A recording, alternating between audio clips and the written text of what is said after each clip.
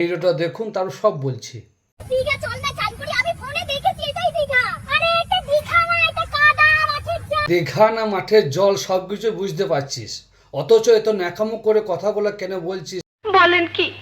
তেমন তাই করবি। কোনো সময় প্রশাসনের সামনে ড্যান্স করছিস, কোনো সময় সেনাবাহিনী পোশাক পরে ড্যান্স করছিস, কোনো সময় আমাদের ভারতীয় জাতীয় পতাকাকে উল্টো করে ধরে তুই ড্যান্স করছিস।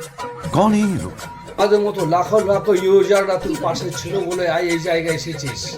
এমন একটা দিন আসবে তোকে ঠেলে ফেলে দেবে মাটিতে। তুই সত্যি ফেলে দিলি আমাকে?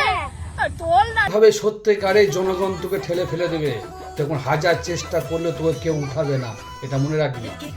ভালো করে ভিডিও বানা, শিক্ষণীয় ভিডিও বানা, মানুষকে ভালো বার্তা দে, উল্টো পাল্টা বার্তা দেওয়া দরকার নেই। আর যদি উল্টো পাল্টা বার্তা দিস, লাস্টে তোকে কিন্তু গরু চড়াইতে হবে। কথা কি ক্লিয়ার না ভেজাল আছে?